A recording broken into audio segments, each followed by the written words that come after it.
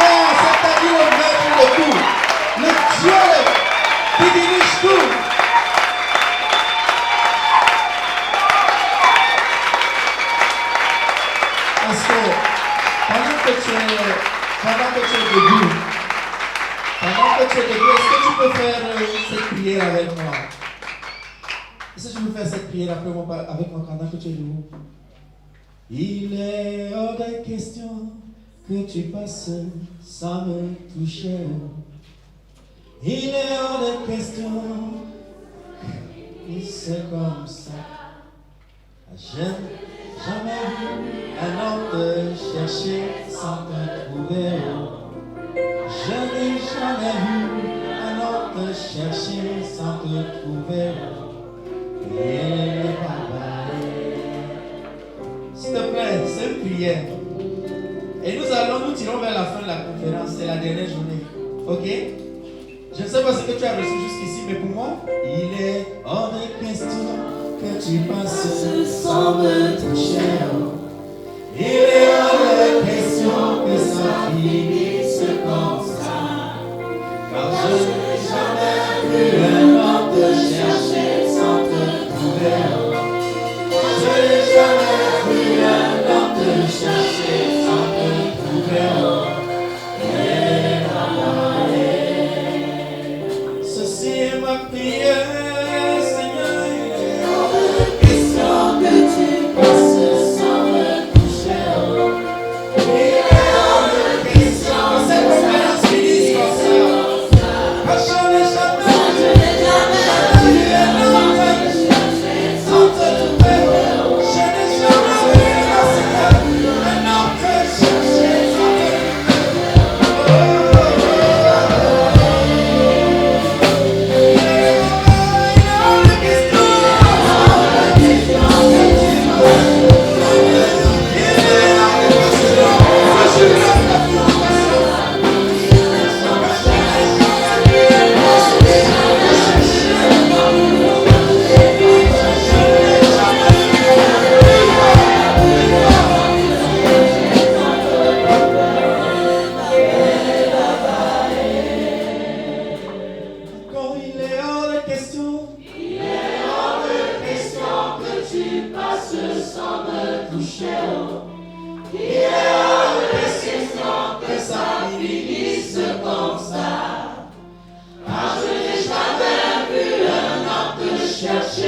sans te trouver, oh, car je n'ai jamais vu un homme te chercher sans te trouver, oh, mais Baba Père, ceci est notre prière. Aide-nous donc, Saint-Esprit, aide-nous à ne pas passer à côté de ce que tu veux nous transmettre, à ne pas passer à côté de ce que tu veux mettre en nous, à ne pas passer à côté de nous. Seigneur Dieu, la grâce que tu veux déposer en nous en ce jour, à travers cette conférence depuis vendredi. Nous ne voulons pas être juste des gens qui sont emportés par l'émotion, mais nous voulons avoir ce dépôt dont nous avons besoin pour notre vie, pour l'accomplissement de notre destinée. Père, que personne ne sorte de cette conférence sans avoir connu avec précision la direction de sa destinée et comment il doit l'accomplir. Saint-Esprit, nous nous disposons donc à ton ministère. Nous nous disposons à ton ministère pour que tout ce qui est charnel, tout ce qui est de l'émotion de l'homme soit mis de côté. Pour que c'est ta voix retentisse dans nos cœurs. Gloire à toi, Jésus, parce que c'est toi qui nous as introduits dans cette gloire à travers l'œuvre de la croix. Merci Jésus. En ton nom nous prions. Amen. Amen. Et on nous assoit. Amen. Nous avons à partager pendant 2 heures de temps et nous en avons déjà consommé quelques minutes. Nous voulons parler de l'accomplissement de la destinée par le travail. Amen. Ici, je voudrais, après une introduction, partir de la définition même du mot travail. Je vais peut-être être seulement peut-être un peu intellectuel là-bas, parce que juste citer les dictionnaires, ce que le dictionnaire dit du travail, du mot travail. Et je ne voudrais pas peut-être beaucoup m'attarder là, mais là où je voudrais qu'on passe beaucoup de temps, c'est que je voudrais partager avec vous 12 postulats sur le travail. C'est long, n'est-ce pas? 12 postulats. Ne vous en faites pas, certains de ces postulats vont se répéter. Mais il y aura des nuances qui vont les différencier. Amen. Pour finir avec cette question cruciale, comment accomplir ma destinée par le travail?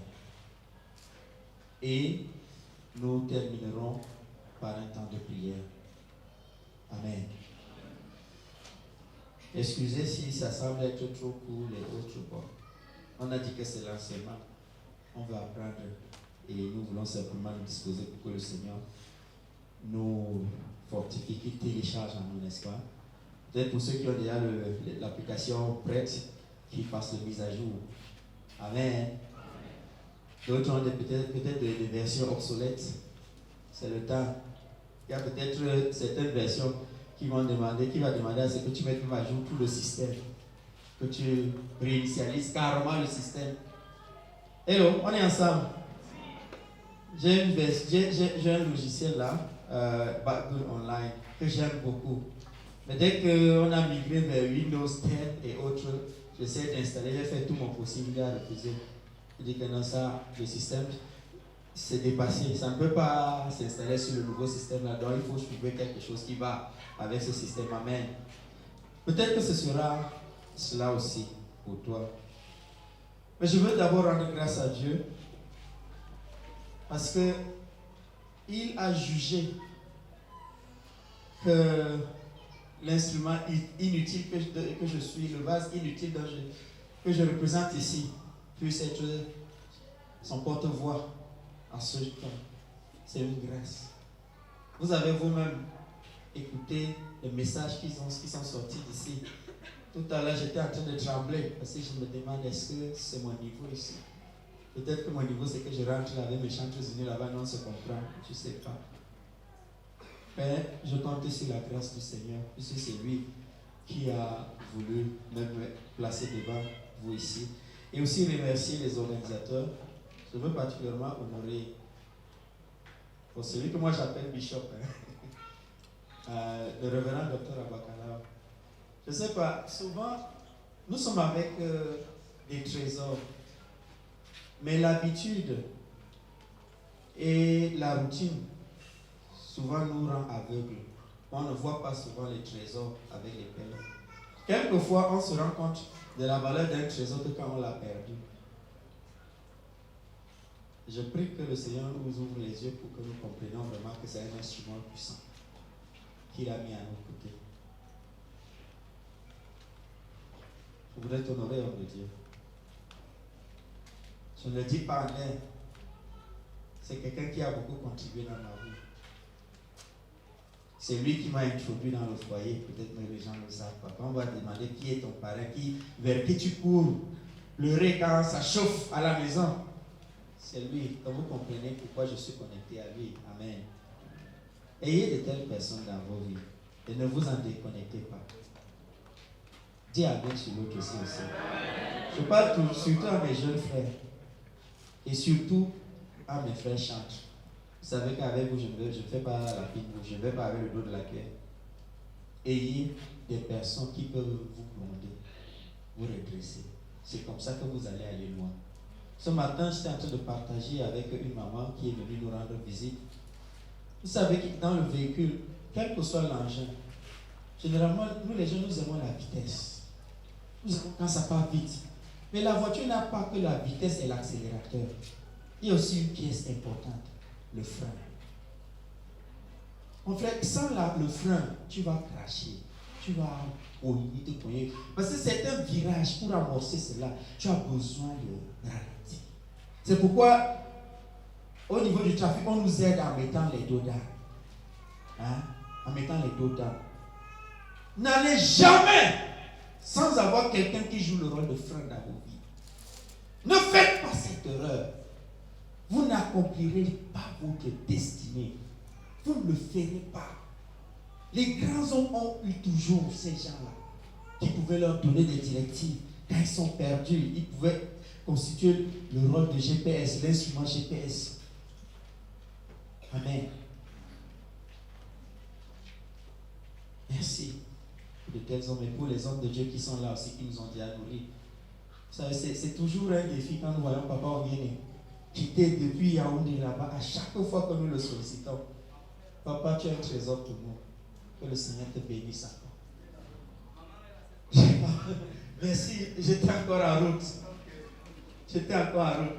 Quand vous voyez papa de cet âge, avec toujours maman à côté, mes frères copiés. Il y a certains où tu n'as pas besoin de comprendre. Copie d'abord. Tu vas comprendre en route. Vous ne pouvez pas imaginer le degré d'onction qui se déverse quand maman est là à côté. Moi, j'ai expérimenté ça. La semaine passée, j'étais aussi avec ma Flo, quelque part du côté de Douala. Bon, je ne vous dis pas la suite. Amen. Bon, ce sont peut-être des messages un peu déconnectés avec le thème du jour, mais en rapport avec le thème général de la conférence. Ta destinée. Amen. C'est pourquoi des personnes parlent de ce qu'on appelle les aides de destinée. Des personnes, des individus que Dieu utilise pour te conduire vers ta destinée. Amen. Il y avait un Samuel pour jouer ce rôle pour 2 rois, à savoir Saül et David. Vous voyez, le fait qu'un a obéi, c'est là où ça l'a apporté, et l'autre, quand il a désobéi, il a voulu jongler avec son père. Vous avez vu la catastrophe, n'est-ce pas? Surtout quand vous lisez 1 Samuel chapitre 15. Pourquoi parler de travail dans une conférence comme celle-ci? Ça semble être un thème séculier, n'est-ce pas? Maintenant, quand nous lisons la Bible, depuis les premiers versets de la Bible parle du travail. C'est pourquoi la Bible dit quoi? Au 7e jour, Dieu s'est reposé. C'est parce qu'il avait travaillé. C'est vrai qu'il ne s'agit pas ici d'un repos physique, mais cela, ça a été traduit littéralement dans le Pentateuque. Quand nous lisons le livre de Deutéronome, Lévitique, que tu as 6 jours pour travailler, mais le 7e jour, tu dois te reposer. Et pourquoi on a pris cela? C'est à l'image de ce que Dieu lui-même a eu à faire. Nous allons y revenir dans l'un des postulats que nous avons partagé ici. Amen. Ce n'est pas un sujet anodin. Pour beaucoup, le travail semble être une malédiction. C'est mal connaître la Bible. C'est que tu as commencé à lire ta Bible à partir de Genèse chapitre 3. Avant ça, il y a déjà eu 2 autres chapitres où Dieu parlait déjà du travail. C'est pourquoi dans Genèse chapitre 2, verset 15, la Bible dit quoi? Dieu a placé l'homme dans le jardin pour faire quoi? 2 choses. Premièrement, travailler. Deuxièmement, sauvegarder ce que Dieu a créé.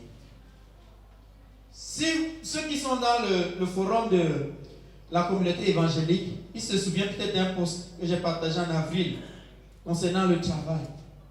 Amen. C'est 2 choses ici. Peut-être nous allons nous apaisantir, vu le thème ici, sur un des volets, à savoir travailler. L'autre volet, sauvegarde, qui doit aller ensemble avec ceci pour être abordé sûrement dans une autre occasion. Amen. Tu ne sais pas travailler, c'est un problème. Mais le problème encore, le plus grand problème, c'est qu'on ne sait même pas quoi travailler. Je parle en langage camerounais maintenant. Là encore, c'est grave. C'est là où tu peux. Je veux dire, vous êtes les célibataires, levez la main, je veux bien vous voir. Je veux voir vous en lève la main, c'est comment? Tu as honte d'être célibataire, c'est quoi? Ok. Si tu ne connais pas encore quelle est la destinée que Dieu a prévue pour toi, pardon, ne pas même pas mentir à la fille de quelqu'un. N'accepte même pas ne donne même pas un oui à quelqu'un. Assieds-toi d'abord. Parce que regarde, c'est à partir de ce passage de Genèse chapitre 2, verset 15, que dans la suite, Dieu dit au verset 18, il n'est pas bon que l'homme soit seul dans ce travail que je lui ai donné, dans cette mission que je lui ai donnée. Mais s'il ne sait pas quelle est cette mission, s'il ne sait pas quelle est la parcelle qu'il doit travailler, il va t'amener pour que tu l'aides où? Comment? Je ne sais pas si tu me comprends. Hello? La Bible, c'est un tour. C'est pourquoi souvent les maisons sont devenues les rings du catch. Vous savez, au catch, c'est comme si tous les coups ont permis. Même comme ils disent qu'il y a des règles, moi je ne sais même pas où sont les règles là. Je vois seulement comment on tabasse déjà. Bon. Oui. Les catch en parole. Oh, tu es ceci, oh, machin, et tout ça, des catch même. Francis Ganou, voilà. Même les catch. En silence? Ouais, c'est ça. Les gars, si vous ne savez pas ça, ouais. Apprenez. Il y a des silences plus éloquents que le vomissement du moteur des réacteurs des avions. Hein. Je vous dis.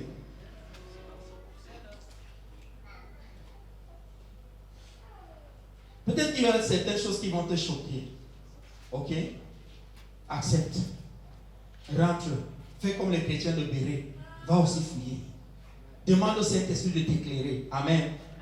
Je peux aussi d'aimer. Allô? Je peux d'aimer. Il y a souvent où le vase transforme aussi un peu le goût. Ce qu'on a mis dedans, non? Ça peut m'arriver. C'est pourquoi je vous renvoie chez les chrétiens de Béret. Ne vous fiez pas seulement à ce que moi je dis ici. Rentrez aussi. Fouillez. Parce qu'au moins le Saint-Esprit ne va jamais vous donner. Ça c'est sûr. Allô? À qui ce message s'adresse-t-il?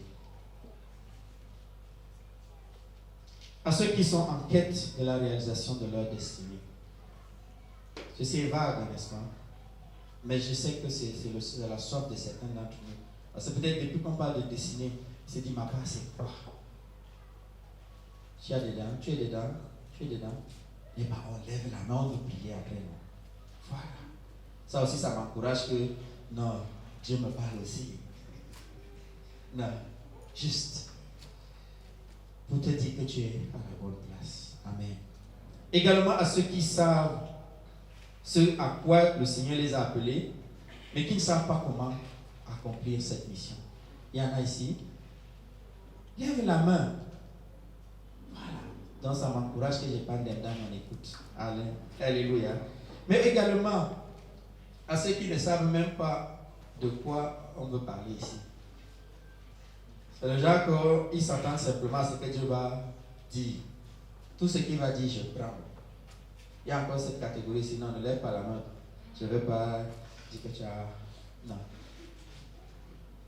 Mais pour dire que si tu es assis ici, c'est que ça te concerne. Ça te concerne.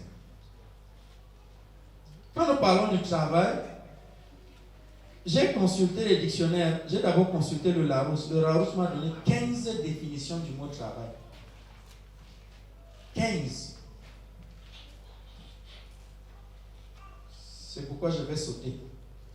Je vais aller juste à celui qui m'a donné plutôt une définition un peu résumée, succincte. Le Robert dit que c'est l'ensemble d'opérations propres à un domaine particulier d'activité. Ça sous-entend quoi? Qu'il y a un domaine d'activité et il y a des opérations, c'est-à-dire des tâches, des procédés qu'il faut faire. C'est ça le travail. Vu sous cet angle, on réalise que tout ce qu'on fait est travail. Quelqu'un me suit?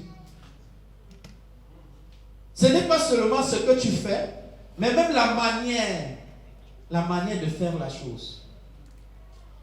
Tu peux savoir ce que tu fais. Tu peux être expert, mais sans la manière être à côté. J'ai découvert dans ma marche et dans mes erreurs que la bonne intention ne suffit pas. Avoir la bonne information même ne suffit pas. Avoir le bon cœur pour quelque chose ne suffit pas. Il faut savoir faire ça. Tout comme on peut être sincère, mais sincèrement dans l'erreur aussi. Hello. La deuxième définition que ce dictionnaire donne ici, c'est que c'est l'ensemble des opérations de construction, d'aménagement ou de remise en état d'édifice et autres. Quand on restaure quelque chose, on parle de travail physique concernant un ouvrage. C'est aussi l'ensemble des recherches entreprises dans un domaine de la connaissance. Même la quête de connaissance est travail. Amen. Et c'est également des discussions, débats d'une assemblée ou d'un groupe de personnes organisées. Quand on dit que maintenant nous reprenons les travaux en plénière, etc. Le fait d'échanger avec les gens pour apprendre, pour passer de l'information, bien s'enquérir de quelque chose, c'est aussi du travail. Dans le sens du dictionnaire Robert, ce n'est pas moi qui dis. Mais un autre dictionnaire en ligne que j'ai consulté définit le travail aussi comme le labeur, c'est-à-dire l'effort, application à une tâche. L'effort soutenu que nous donnons pour faire quelque chose en parlant de l'esprit comme du corps. C'est une activité professionnelle. C'est aussi la manière dont on travaille habituellement. J'ai dit ici, c'est le comment. Amen. C'est même l'ouvrage accompli à la fin. Quand on dit que ça, par exemple, cette décoration, ça, c'est le travail du docteur Maïreira. C'est vrai? Ah. Donc, en quelque sorte, d'après cette définition, votre destinée en lui-même peut être le travail. Votre travail. On va dire, voici son travail. C'est-à-dire ce que tu auras accompli. Parce que vers la fin, je vais donner une définition de destinée que moi j'ai dû comprendre sous le prisme du mot travail. Amen. Ceci étant dit, revenons maintenant à la pensée biblique concernant le travail. J'ai choisi 12. Quand je dis postulat, c'est-à-dire des affirmations que je donne à partir de la lecture de la Bible. Amen. J'aime ce silence. Le tout premier, peut-être ça va secouer quelqu'un, mais c'est ceci.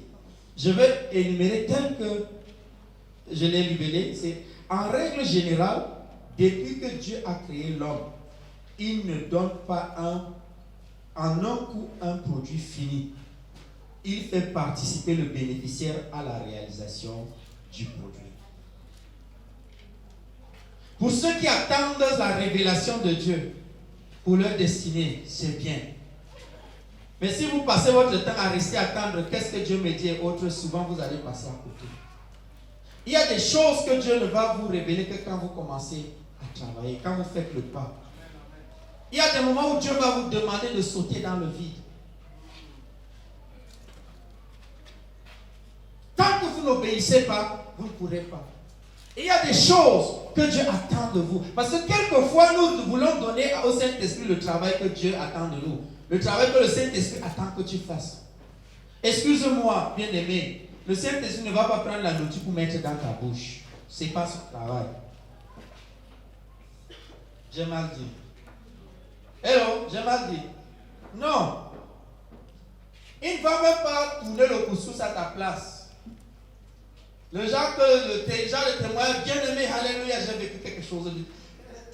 Non, c'était un miracle avec le Seigneur. J'avais très peur, je ne savais pas comment faire. Et puis, dès que je suis rentré, j'ai ouvert ma chambre, pas mal, j'ai trouvé que la nourriture était derrière sur la table. Non, il ne va pas faire ça. Si tu es un gars du Nord comme moi, il va te donner une idée qui va t'aider à trouver le mil ou le maïs. Une idée qui va t'aider à trouver le poisson, ou le soudamouka, ou le gombo et autres. Une idée pour trouver de l'énergie, c'est-à-dire le feu et autres, les marmites et autres. Son travail est fini. Et tout ce qu'il te donne, c'est l'idée. Ce n'est pas le produit. C'est à toi de faire ce produit-là. C'est à toi d'amener cela à la réalisation. Regardez, pourquoi est-ce que Israël n'est pas entré complètement dans sa destinée concernant Canaan? Quand nous lisons le livre de Juges, ou même la fin du livre de Josué, il y avait encore des terres à conquérir. C'est Dieu qui leur a donné cette terre, où coule le lait et le miel. Mais pourquoi ils avaient besoin de l'épée? Pourquoi? Au point où il fallait que Dieu prenne 40 ans dans le désert pour les former, pour qu'ils deviennent des soldats, pour formater le logiciel esclavage dans leur système. Tellement le logiciel a été fort qu'il a fallu 40 ans à Dieu. Dieu est le Tout-Puissant, le Créateur de toutes choses. Mais il lui a fallu 40 ans pour formater. Tu vas te rendre compte souvent ta destinée se retarde simplement parce que toi tu n'y participes pas. Tu as encore des logiciels qu'il faut désinstaller.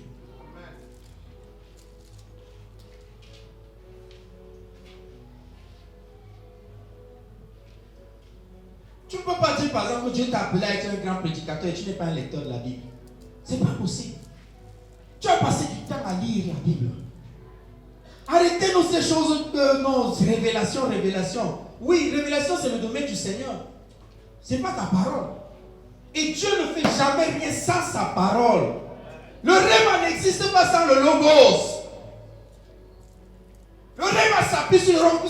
C'est pourquoi Jésus lui-même dit qu'il ne fait rien sans sa parole. C'est Jésus lui-même, Dieu, qui dit ça. Ce n'est pas pour toi qui va changer cette règle. Tu ne peux pas dire que je suis chantre et ne pas travailler à l'accomplissement de ce ministère. Ce n'est pas possible. Parce que pour la plupart, et j'aime comment Miles Monroe définit ça, il dit que Dieu, lui, il commence toujours par la fin. C'est pourquoi cette phrase de David, dans son psaume numéro 33, il dit, car il dit et la chose arrive. Il ordonne et elle s'accomplit. Dieu commence toujours par dire que la lumière soit. Il parle déjà de la lumière alors que la lumière n'existait pas encore. Alors que la terre était informe, c'est-à-dire sans forme bizarre, tohu, bourru, comme ils disent. Bon, je ne connais même pas très bien ce que ça veut dire, c'est le langue là-bas. En tout cas, le chaos total, sans ordre, sans rien. C'est là où il ordonne, il dit, il y a lumière ici. Et du coup, boum, la lumière apparaît. Et quand Dieu ordonne cela, maintenant le processus physique, c'est ta part. Bien aimé, excusez-moi, je vais vous dire certaines choses qui sortent de mon cœur. Ça fait longtemps que j'ai arrêté de prier pour la prophétie, pour la transformation de ce pays. J'ai arrêté ça. Je vais vous dire pourquoi j'ai arrêté. Parce que je me suis rendu compte que Dieu a déjà répondu à cette prière. Et puis, il attend maintenant. Nous demandons à Dieu ce que lui attend de nous. Comment? Dites-moi, donnez-moi un seul secteur de la vie de cette nation. Un seul secteur où on ne trouve pas un enfant de Dieu. Donnez-moi un seul. Même dans les domaines les plus compliqués. Voilà papa ici, c'est un haut gradé de l'armée. Même à la présidence. J'ai rencontré une sœur, il y a cela un peu plus de 2 semaines, 3 semaines, que je connais bien, avec qui je partage. C'est lors de cette rencontre-là qu'elle me dit qu'elle travaille en réalité dans le cabinet civil. Quoi, c'est le cabinet civil? Donc c'est le secret du président là-bas. En réalité, bon, c'est ma compréhension, hein. Ça ne concerne même pas le gouvernement. C'est la discrétion du chef de l'État. C'est lui qui peut même sortir le programme privé du chef de l'État et autres. Hello? Je parle du père de cette nation. Hello? Je connais des frères, des amis qui sont dans les services d'intelligence de ce pays. Je parle en ce langage. Beaucoup ne comprendront pas, tant mieux. Ils sont là. Qu'est-ce qu'il faut encore? On veut que Dieu nous donne un bon dirigeant à tel endroit ou à tel autre endroit. Mais Dieu va fabriquer ce dirigeant-là au ciel, l'envoyer comme ange Gabriel ou bien accompagné par ange Gabriel, le messager, pour dire que voici votre dirigeant. Non, ce n'est pas la méthode de Dieu. C'est vous, c'est moi, c'est nous ensemble qui allons préparer ce dirigeant. C'est pourquoi Paul dit au Galates, chapitre 4, tant que l'enfant, l'héritier là, il demeure enfant là, il n'est en rien différent d'un esclave. On ne va souffrir pour rien. Alors que Dieu avait déjà exaucé la prière depuis. Quand vous lisez Daniel chapitre 10, qu'est-ce qui se passe? Daniel était à 21 jours de jeûne. Il était là devant le fleuve, c'est le fleuve, le Tigre. Il était là, il jeûnait, Seigneur. Tu as dit que 70 ans sont passés, machin et tout ça. C'est là où l'ange qui portait de nouvelles arrive. Il dit que ça faisait déjà 21 jours que Dieu avait déjà relâché la révélation. Mais sauf qu'en route, il y avait les gars de l'Empire de Perse et autres et tout ça. Mais nous honorons souvent trop l'ennemi. Nous lui concédons trop de pouvoir. Nous lui concédons trop de territoire au point où il nous retarde dans l'accomplissement de notre destinée. Exode 23, verset 29. Voici ce que Dieu dit aux enfants d'Israël. Je ne les chasserai pas. Il parlait de chasser le peuple qu'il avait banni pour donner le territoire de Canaan à Israël. Amen. Les Éviens et tous ces gars-là, les Cananéens. Il dit, je ne les chasserai pas en une seule année, loin de ta face, de peur que le pays ne devienne un désert et que les bêtes des champs ne se multiplient contre toi. Je les chasserai peu à peu loin de ta face jusqu'à ce que tu augmentes en nombre et que tu puisses prendre possession du pays. Dieu ne te donnera jamais quelque chose que tu ne pourras pas gérer. Il y a des gens qui demandent des millions ici à Dieu parce que Dieu leur a donné que leur destinée c'est d'ouvrir par exemple un grand centre d'adoration qui va prendre 5000 places ici en Gander et autres. Tu crois que Dieu va te donner les milliards pour construire ce centre-là alors que tu ne connais pas gérer 1000 francs? Dieu n'est pas bête. Dieu, c'est le meilleur gestionnaire. Dieu ne gaspille pas ses ressources. Jamais. Lisez la Bible. Quand tu m'aimes, il te donne toute une des autres. Il fait quoi? Il retire cette maison, il donne à quelqu'un d'autre qui en est plus digne. C'est ce qui est arrivé à Saül. Philippiens 2,12, il dit, ainsi mes bien-aimés, c'est Paul qui parle, comme vous avez toujours obéi, travaillez à votre salut avec quoi? Crainte et tremblement. Non seulement comme en ma présence, mais bien plus encore maintenant que je suis absent. Même la question du salut, il dit, travaillez à ça. Pourquoi? Parce que certaines dimensions dans ta vie spirituelle se réalisent au fur et à mesure que tu progresses avec le Seigneur. Je vais dire quelque chose aussi qui va déranger peut-être quelqu'un. Bien aimé, si tu en es encore dans le domaine de prier pour que Dieu te donne ceci, pour que Dieu t'aide à valider, pour que Dieu te donne le travail, machin, tu es encore à la cible de la marche avec le Seigneur. Tu me suis? Je répète encore, tu es encore à la cible. Le Seigneur m'a ouvert un jour les yeux pendant que je m'inquiétais pour mon fils. Dans ma chambre, mon épouse était à Yaoundé, l'enfant chauffeur. Et la poche aussi avait le palu. Et on était en pleine nuit. La température montait. Je savais quoi faire. J'ai levé mes yeux vers le Seigneur et autres. Et j'entends cette voix qui me dit, tu vois comment tu t'inquiètes pour ton enfant, pour ton fils. Toi aussi, tu es mon fils. Toi aussi, tu es mon fils. C'est comme ça que je m'inquiète pour toi. Que quand tu marches souvent à gauche et à gauche, ça me fait mal, je m'inquiète. Quand il y a quelque chose ne passe, quand quelque chose ne marche pas avec toi, je m'inquiète aussi. Tu es mon fils. Vous pensez que Dieu est le pire des parents? Il est un père irresponsable. Quand même les oiseaux qui ne travaillent pas, il leur donne à manger. C'est toi qui l'as créé à sa ressemblance, à son image qui va laisser. Mon frère, augmente le niveau dans ta prière. Prie pour des choses en rapport avec ta destinée. Prie que le Seigneur te donne la capacité de comprendre ce que tu dois faire. Quand tu comprends ce que tu dois faire, la nourriture vient automatiquement, le travail vient automatiquement. Et en plus, souvent nous prions pour des fausses choses. Des choses qui ne nous regardent même pas, ou alors qui nous détournent de sa volonté. On va en arriver. Je donne le deuxième postulat. Écoute encore ceci. L'ampleur du travail et de la formation à réaliser sur le chemin de ta destinée démontre la grandeur de cette destinée.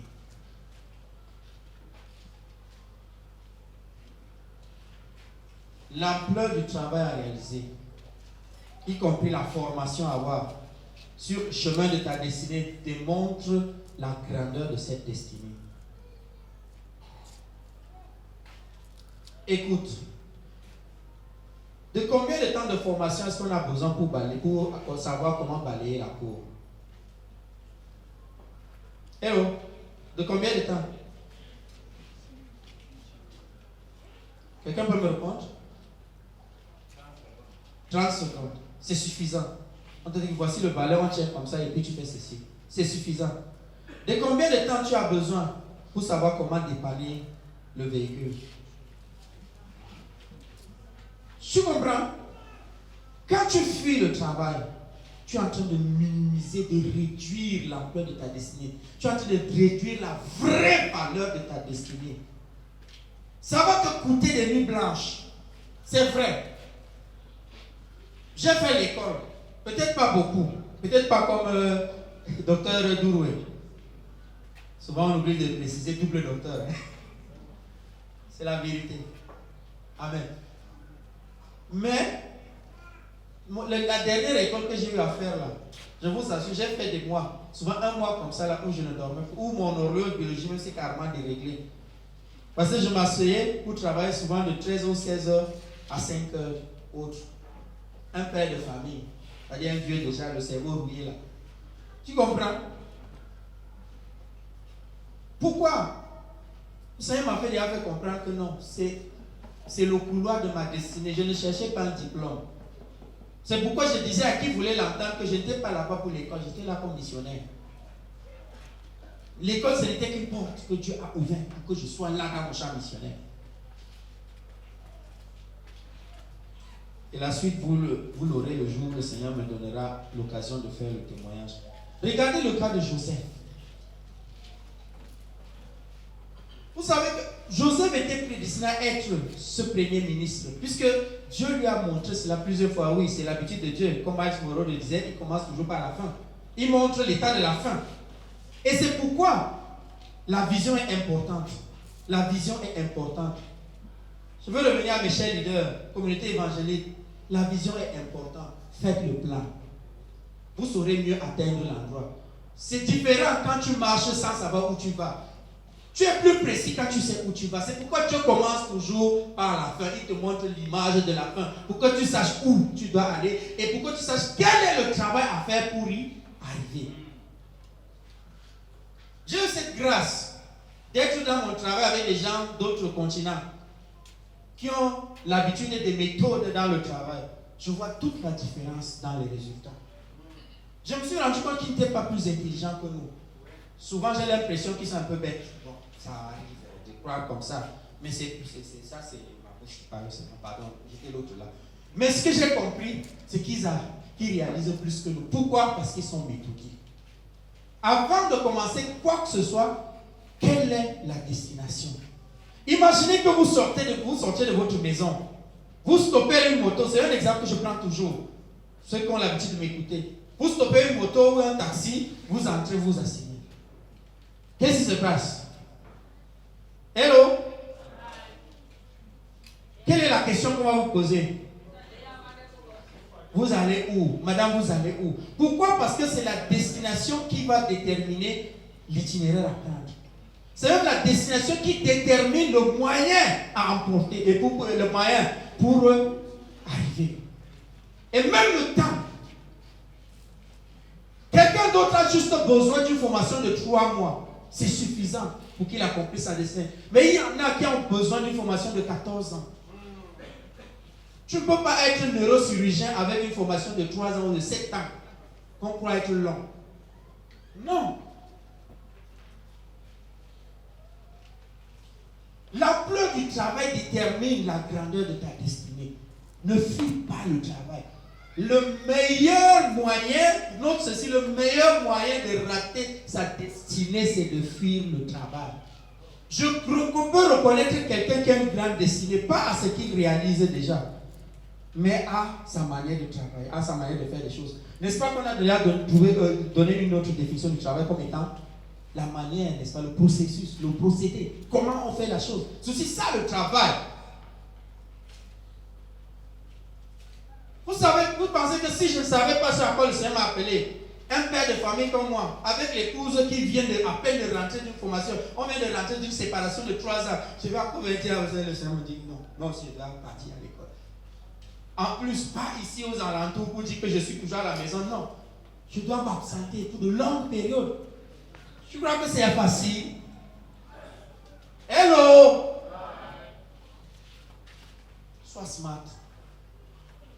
Raccourcis ton temps de perte là. Enlève, réduis ce temps jusqu'à 0 en comprenant les principes. Même David. Regardez le cheminement de David. Première chose, on vient faire l'élection du nouveau roi. On ne le présente même pas comme candidat. Pourquoi? Parce qu'il ne devait pas se battre, parce qu'il était encore en entraînement là-bas. Tu ne peux pas venir diriger les gens quand tu ne connais pas diriger les bêtes.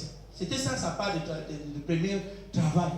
Savoir comment protéger contre les loups, les lions et autres. Savoir affronter les lions. Si David n'avait pas affronté les lions dans la brousse, il ne pouvait pas tuer Goliath. C'est vrai ou c'est vrai? Quand tu fuis tes lions, tu fuis tes montagnes, tu es en train de raccourcir ta destinée. N'aie pas peur de retrousser les manches. Je vais m'adresser à vous les jeunes.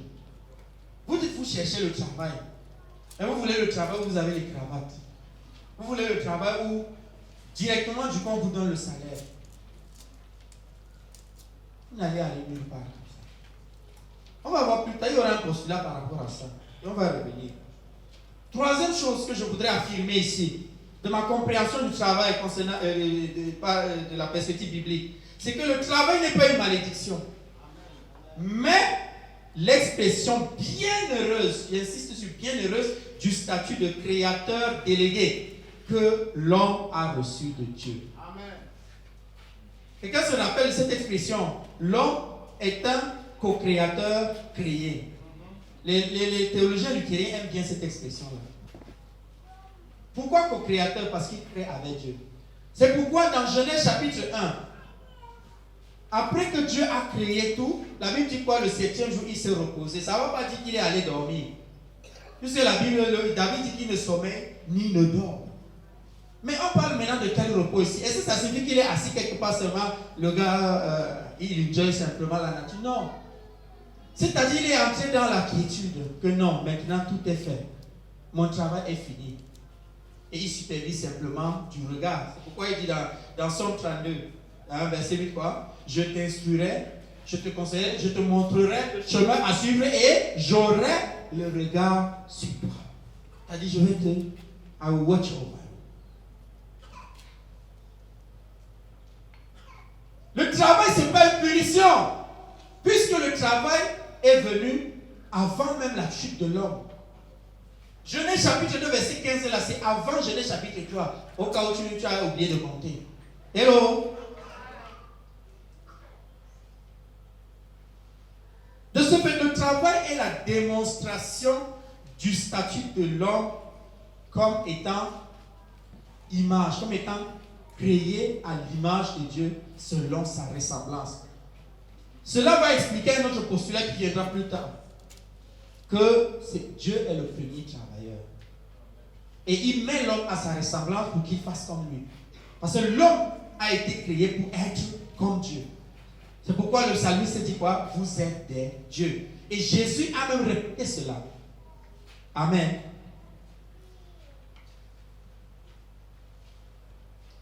Puis Dieu dit, faisons l'homme à notre image, selon notre ressemblance, et qu'il domine sur les poissons de la mer, sur les oiseaux du ciel et sur les bétails sur toute la terre et sur tous les reptiles qui rampent sur la terre. Ça, c'est le décret avec lequel Dieu crée l'homme. C'est le décret d'abord. Et puis le décret d'application vient au verset 28 qui disant Dieu les bénit. C'est-à-dire comment il est procédé. Et il leur dit quoi? Soyez féconds. C'est-à-dire, soyez conscients de la capacité de création en vous. C'est vrai que nous, les Africains, on a compris aller accoucher beaucoup d'enfants. En passant, je ne suis pas contre. Je ne suis pas contre. En passant. Parce que souvent, on nous a trop menti en Afrique. L'Afrique est le continent sous-peuplé. Très largement sous-peuplé. Et les gens qui vivent à une très haute densité au mètre carré nous disent que non, on a trop accouché. Quand même. C'est quoi? C'est l'hôpital qui se moque de la charité. Non, il dit soyez conscients. Ça, c'est maintenant, je le dis en français. Si vous voulez, dites que ça, c'est la Bible version 8 secondes à vous. Ça vous concerne. Mais c'est comme ça que j'ai compris en lisant ce passage. Soyez conscients que vous avez le potentiel. La fécondité, c'est le potentiel à procréer. Ce n'est pas la procréation en elle-même. On peut être fécond sans donner d'enfants. Tout comme l'arbre. Parce que ici, vous allez voir, c'est presque le même décret, à quelques deux détails. C'est le même décret qui a été donné aussi pour les animaux. Mais c'est les deux détails de la fin qui vont montrer que l'homme, en fait, est appelé à être le créateur. Parce qu'il est appelé à gérer ce que Dieu a créé. C'est pourquoi quand les choses ne marchent pas sur la tête, c'est à l'homme qui demande des comptes. Parce que c'est l'homme qui est son image. C'est l'homme qui le représente. Il dit, soyez féconds, multipliez, c'est-à-dire réalisez ce que le potentiel qui est en vous, transformez cela en action, transformez cela en résultat. Avoir le résultat ne suffit pas. Il faut l'étendre, remplissez la terre. Pour ceux qui croient qu'ils sont arrivés, ça signifie qu'ils n'ont même pas encore commencé. Ils sont carrément à côté. Votre point d'arrivée sur la terre, c'est le jour où vous serez couché dans votre tombe. Tant que vous n'êtes pas couché dans votre tombe, vous n'êtes pas arrivé. Il y a toujours à faire. Il y a toujours à faire. C'est pourquoi on préfère souvent dire quoi? À la fin, quoi? Il a combattu le bon combat, comme Paul le dit. Pourquoi? C'est-à-dire qu'il a fait tout. C'est-à-dire qu'il a accompli totalement la mission qui lui a été assignée. Donc il n'a plus rien à ajouter. Alors Dieu lui dit, entre dans le repos. On ne se repose pas avant d'avoir fini le travail. Est-ce que quelqu'un me suit même ici? Hello! Hello!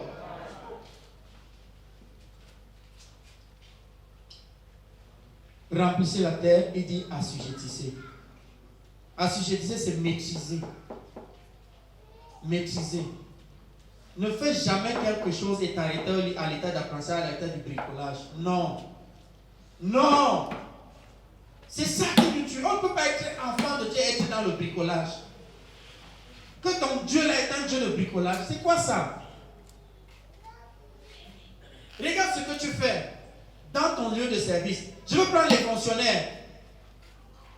Le gars dit que non, il n'y a pas de travail. C'est pourquoi il peut taper 2 jours, ne pas au travail. Il peut faire ceci. C'est quelle manière de bricoler ça? Tu dis, il n'y a pas de travail comment? Il n'y a pas de travail comment? Je parle ça parce que j'ai été fonctionnaire. Mon matricule est encore là-bas dans la fonction publique, pour ceux qui le savent. Il n'y a pas de travail comment? Quel est le domaine ici au Cameroun où tu as dit qu'il n'y a pas de travail? Lis simplement ta mission.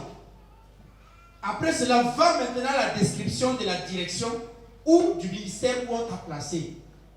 Après, dis-moi si le travail là est petit ou c'est fini. Il y a toujours des hommes. Ce qui te distingue de l'autre, c'est que tu ne t'arrêtes pas seulement à la tâche qu'on t'a donnée. Parce que toi, tu ne reçois pas ton mandat des hommes. Ton mandat, tu le reçois de celui qui t'a placé sur la terre. On va y revenir aussi. Dans ce passage de Genèse chapitre 1, nous comprenons que les choses les plus évidentes qui différencient l'homme des animaux, des autres créatures, je veux dire, surtout les animaux, c'est quoi? C'est que l'homme a été créé à l'image de Dieu. Deuxièmement, c'est que l'homme a reçu le mandat d'assujettir et de dominer, c'est-à-dire gérer. Gérer. Dans ce sens, le travail est donc le moyen de gérer la création de Dieu. En tant qu'intendant. Et cette création est merveilleuse. Lisez Somme chapitre 8. Vous voyez comment cette création est grande et vaste. Quand il dit, quand je contemple les cieux, ouvrage de tes mains, ça suffit simplement que même dans le ciel, là, il y a un travail qu'il a donné pour l'homme. Amen. Quatrième postulat que je donne ici. Je sais que ici, beaucoup ne seront pas d'accord avec moi. Tant mieux. Ça vous poussera à aller lire aussi, à aller fouiller. Au départ, le travail n'avait pas pour vocation de fournir le pain quotidien. Je répète. Le travail n'a pas pour vocation de donner la nourriture. Je répète encore. Le travail n'a pas pour vocation de faire que le 25 ou le 24 tu ailles choquer. Je répète encore. Le travail, ce n'est pas fait pour que tu gagnes quelque chose de pécunier. Si c'est ce que tu as dans ta tête, continue. Et c'est le meilleur moyen pour toi de passer à côté de ta destinée. Le passage de Genèse chapitre 1 continue au verset 29. Et Dieu dit, voici, je vous donne toute herbe portant la semence et qui est sur la surface de la terre, et tout arbre ayant en lui du fruit d'arbre et portant la semence, ce sera votre nourriture. La nourriture est à donner. Et déjà garantie. C'est pourquoi Jésus précise, il dit que si les oiseaux qui ne travaillent pas, ils ne savent rien faire comme nous, ils n'ont pas deux mains comme ça, eux ils mangent, jusqu'à ce qu'ils laissent même le reste. C'est toi l'enfant de Dieu qui va laisser? Non. La nourriture est déjà une garantie pour toi, si tu es réellement enfant de Dieu. Amen. Ne me comprenez pas mal. Je ne dis pas que quand vous travaillez, on ne doit pas vous donner un salaire. Je ne sais pas si vous me comprenez. C'est une conséquence du travail, non pas le but du travail. C'est ce que je suis en train de dire. Est-ce que tu me suis même? Le salaire n'est pas le but pour lequel tu travailles. C'est pourquoi si tu travailles pour le salaire, tu es dans le déjà. Tu ne vas pas aller loin. Dès qu'on te donne ton salaire, toi tu as fini ta mission. Tu es satisfait. Et c'est comme ça que tu restes toujours à l'étape de médiocrité.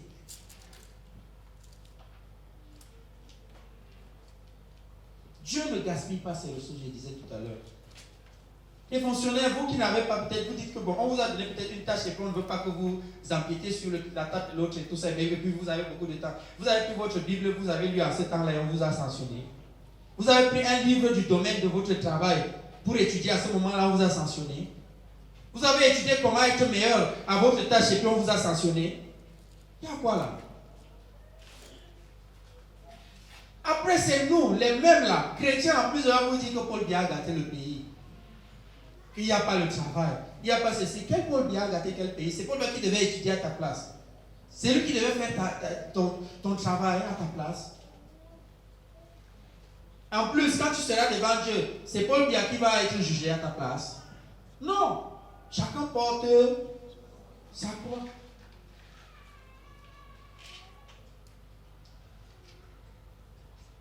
Romains 8, 19, et aussi la création attend qu'elle avait un ardent désir, quoi? La révélation des fils de l'homme. C'est quand tu regardes ton travail juste comme une tâche. On confond travail et tâche. Quand tu confonds ton travail à la tâche, tu peux dire que non, j'ai fini ma part. Mais si tu prends ton travail dans son sens biblique, dans son sens que Dieu t'a donné, tu comprendras que ça ne touche pas seulement ce qui est devant toi, ça ne touche pas seulement ce qui est physique, ça touche tous les domaines. Tu n'es pas commerçant juste pour gagner des bénéfices. Tu te dis commerçant pour gagner des bénéfices sur un côté, tu ne sers à rien à Dieu. Tu ne sers à rien.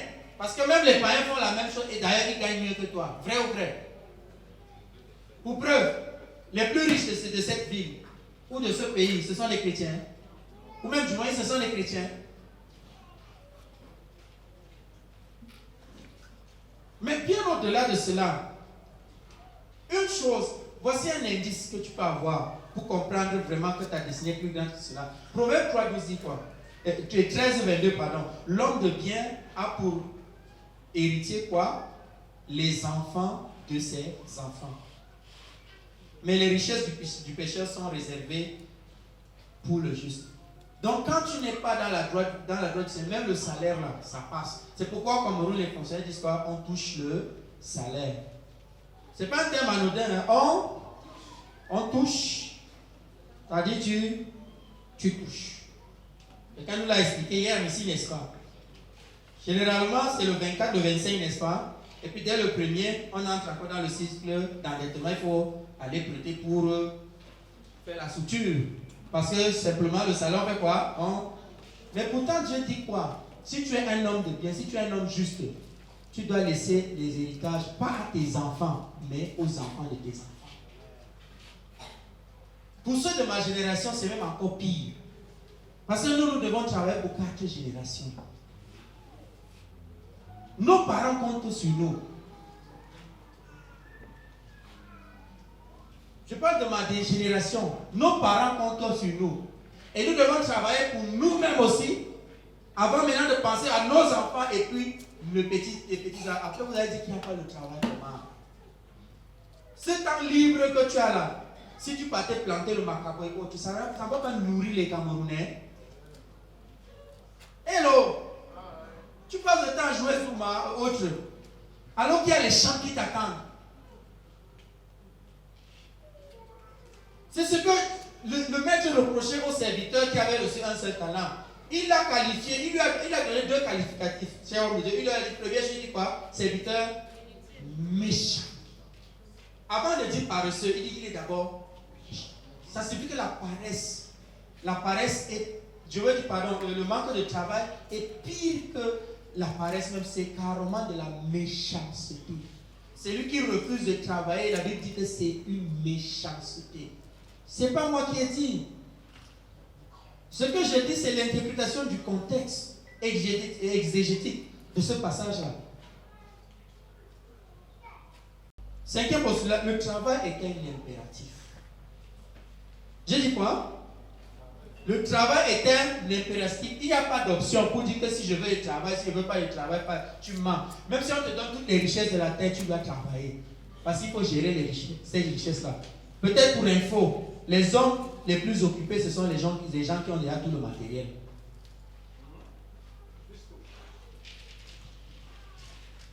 Question. Quand vous n'étiez qu'étudiant à la charge des gens, votre inquiétude c'est quoi? C'est juste qu'on vous envoie le mandat là. C'est tout, non? Mais maintenant que vous travaillez. Pardon? Maintenant que vous avez un salaire, je vais être plus précis. C'est maintenant que les problèmes des autres deviennent des problèmes. Au point où nous sommes arrivés à un niveau où c'est difficile d'épargner.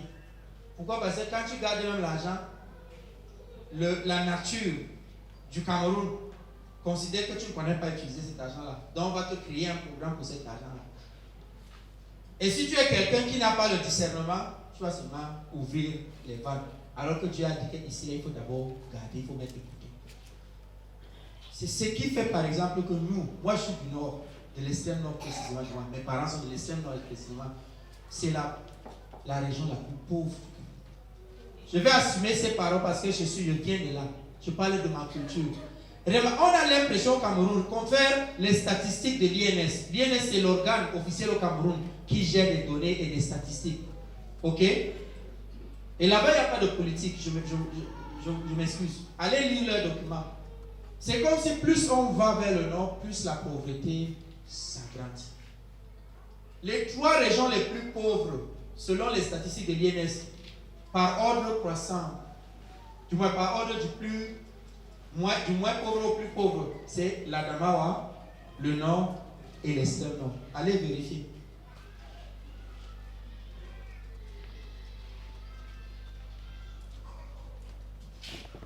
Le travail est un impératif. Pourquoi? Parce que, regardez, Paul dit ceci, car lorsque nous étions chez vous, nous vous disions expressément, si quelqu'un ne veut pas travailler, qu'il ne mange pas non plus.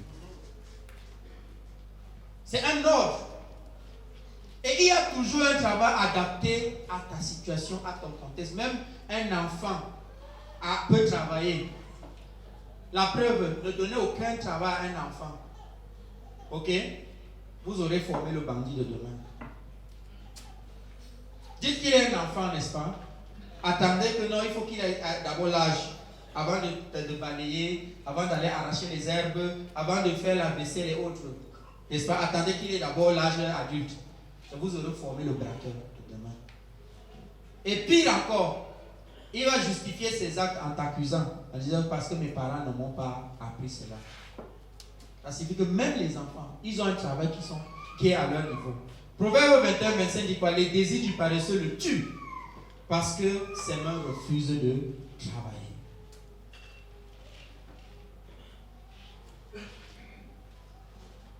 La porte tourne sur ses gonds, c'est-à-dire sur ses pommelles, et le paresseux tourne sur son lit.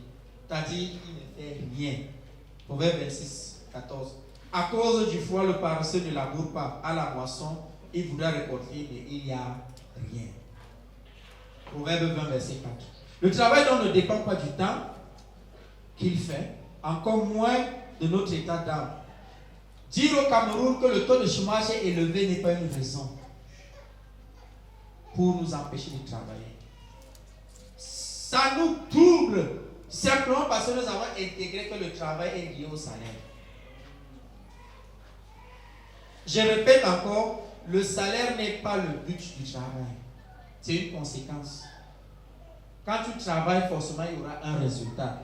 Le salaire fait partie de ces résultats. Et en passant, le salaire n'est pas que pécunier, n'est pas que l'argent.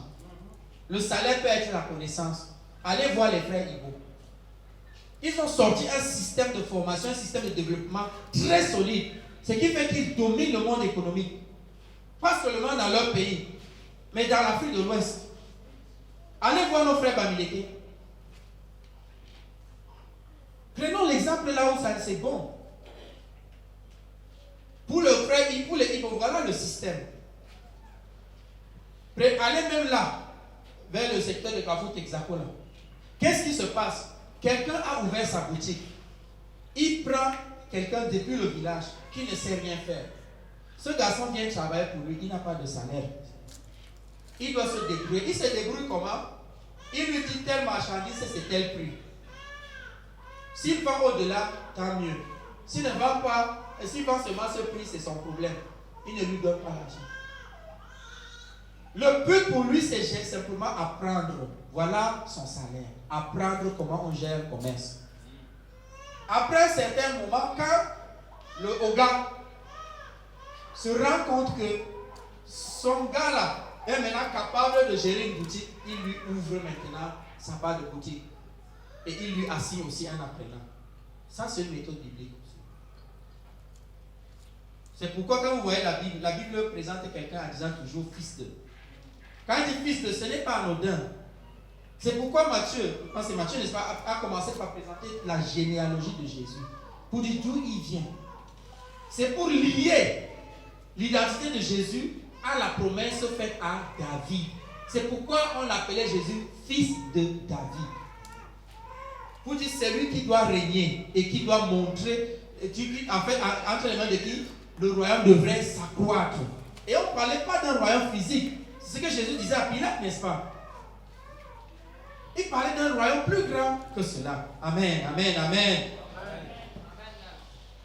J'ai donné trop de connaissances. Ah, mon temps est déjà presque. Ok. Je vais courir. Trop d'informations peut-être, pardonnez, mais peut-être que ça peut donner quelques orientations à quelqu'un aussi. Amen. Proverbe 6 à 9 aussi, il dit, va vers la fourmi, toi paresseux, il va t'enseigner. Amen. Autre postulat, le travail est le symbole de la prospérité. Je disais tout à l'heure, les hommes riches sont les plus occupés. Aliko Dangote, qui est l'Africain le plus riche, l'homme noir le plus riche, il faut préciser. Donc, il n'est pas seulement le plus riche en Afrique, mais dans le monde entier, de tous les noirs. Il dort maximum 6 heures. Par exemple, autour de 4 heures par jour. Je pense 4 à 6 heures. Pourquoi? Parce qu'il y a beaucoup de choses. Parce que quand tu réussis à travailler, l'autre part, c'est quoi? C'est gérer, garder, faire grandir. Je veux m'attarder sur une chose. Quand je dis que le travail, c'est le symbole de la prospérité, je veux m'attarder sur un passage qu'on utilise dans un seul sens. Le passage de Proverbe chapitre 31, verset 10 à 31. On lit cela beaucoup plus dans le sens de la femme pour dire que la femme doit être vertueuse et tout ça, n'est-ce pas? Comme si la femme existait sans l'homme, n'est-ce pas? Hello? Ah. Mais en lisant ce passage, je me suis rendu compte que c'est l'apologie du travail. Ce passage fait l'apologie du travail. C'est-à-dire, ce passage vante le travail. Écoutez, qui peut trouver une femme vertueuse? Elle a bien plus de valeur que les pères. Le cœur de son mari a confiance en elle. Et les produits ne lui feront pas défaut. Elle fait du bien et non du mal tous les jours de sa vie. Verset 13. Elle procure quoi? De la laine et du lin. Elle fabrique. Et travaille d'une main joyeuse. 14. Elle est comme un navire marchand. Elle amène son pain de loin. Elle est une productrice, c'est-à-dire une chef d'entreprise. Allez dire à vos petites sœurs qui pensent que le mariage, leur travail c'est le mariage là.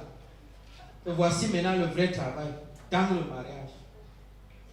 Allô? N'est-ce pas? Beaucoup pensent que le mariage c'est le mariage qui va les sauver du ménage, du chômage. Vous savez que ce n'est pas vous. Mais vous m'avez compris. Elle se lève lorsqu'il fait encore nuit et elle donne la nourriture à sa maison et la tâche à ses servantes. C'est-à-dire, c'est gérer, c'est coordonner. Elle joue aussi le rôle de chef d'équipe, qui sait donner des directives à son équipe, qui sait répartir les tâches. Hello? Pour les hommes qui mettent dans leur tête que non, ils parlent des femmes, c'est leur problème. Nous, on veut apprendre. Amen. Il dit encore, elle pense à un champ et elle l'acquiert. Du fruit de son travail, elle plante une vigne. Elle ceint de force ses reins, c'est-à-dire elle se met à la tâche, elle se lève et elle affermit ses bras. Elle sent que ce qu'elle gagne est bon. Sa lampe ne s'éteint point pendant la nuit, ça signifie qu'elle travaille jour et nuit. Elle met la main à la quenouille et ses doigts tiennent le fuseau. Elle tend la main au malheureux et elle tend la main à l'indigent. Elle ne craint point la neige pour sa maison. Pourquoi? Parce que toute sa maison est vêtue de cramoisie. Ça maintenant c'est le bénéfice de ce travail qu'elle a fait. Etc. etc. Donc, pardon, quand vous allez relire ce passage, relisez cela avec une autre perspective de plus. L'autre postulat que je donne ici, c'est que le travail, Dieu est le premier travailleur. C'est pourquoi il dit que nous devons lui ressembler. Écoutez une chose, Dieu ne nous donne jamais une instruction que lui-même il n'a pas faite. Dieu ne demande jamais à l'homme quelque chose que lui-même n'a pas fait. Jamais. Il montre l'exemple. C'est pourquoi la Bible précise, c'est pour qu'en tout Jésus soit le premier-né. Quand nous lisons Romains chapitre 8, ne nous arrêtons pas seulement au verset 28, toutes choses concourent bien ceux qui aiment Dieu. Allons au verset 29. Ceux qu'il a appelés, selon son dessein, c'est quoi? C'est il les a fait pour qu'ils soient semblables à qui? À Jésus. En tout à Jésus. C'est pourquoi Paul précise, soyez les imitateurs de Dieu. Un endroit, il dit, soyez mes imitateurs comme moi-même je suis imitateur de Christ. Amen. Dieu est le premier travailleur. Car en 6 jours, il a fait le ciel et la terre et tout ce qui est contenu et il s'est reposé le 7e. C'est pourquoi l'Éternel a béni ce jour. Exode 20, verset 11. Autre postulat, c'est quoi? C'est que qui veut avoir un bon repos doit travailler. Qui veut avoir un bon repos doit travailler. Parce que Dieu lui-même a d'abord travaillé avant de se reposer. Repos ici, je rappelle encore, ce n'est pas l'assoupissement. Ce n'est pas le fait de dormir. C'est la quiétude du cœur. C'est pourquoi on peut avoir le repos pendant qu'on est en train de faire une activité physique. Hello? Quand vous êtes par exemple dans le métier, entre guillemets pour parler comme les profanes, dans le métier de vos rêves, vous ne ressentirez pas la peine du travail. C'est ça le repos.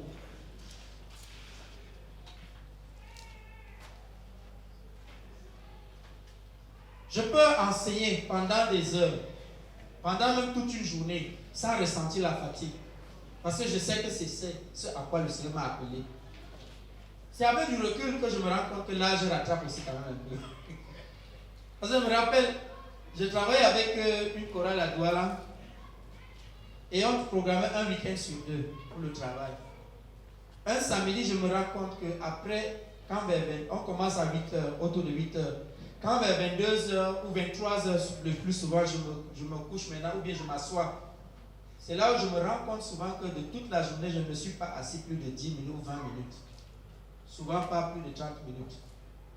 Je parle assis comme ça là, sur la chaise. C'est à ce moment que je me rends compte. Quand vous savez que vous êtes dans votre destinée, vous ne ressentirez pas la fatigue pour la chose. C'est quand la tâche est accomplie. Je parle de tâche. Vous remarquez que je fais la distinction entre le travail et la tâche. Amen. C'est quand la tâche est accomplie que souvent maintenant, le corps aussi réclame sa part. Et ça, c'est la logique naturelle. Amen.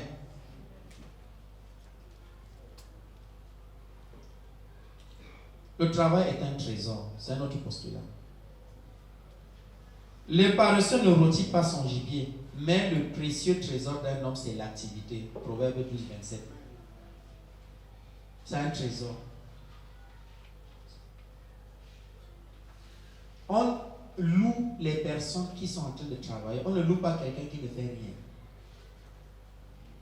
Même la valeur que tu as, c'est en fonction de ce que tu as réalisé. Le héros est déterminé par ses réalisations et non pas juste par son nom.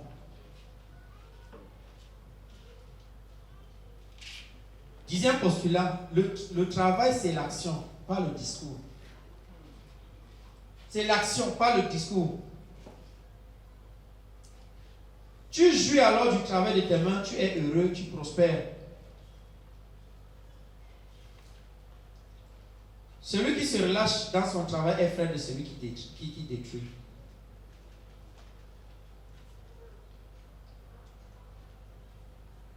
Amen.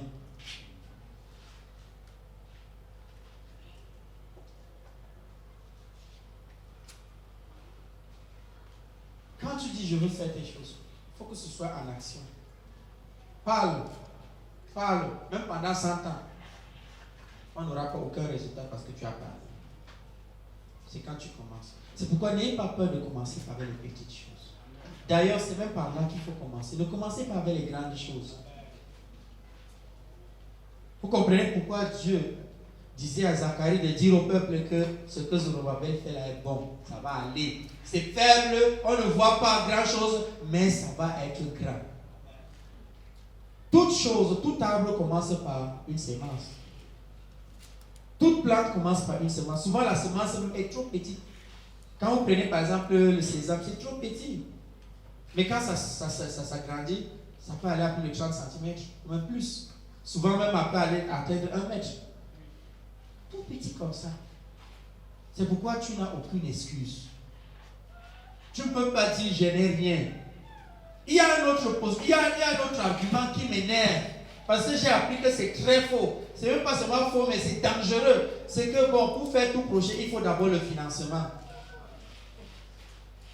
C'est dangereux. Non, c'est dangereux. C'est quoi le financement? Quand il dit financement, il parle à l'argent. Non.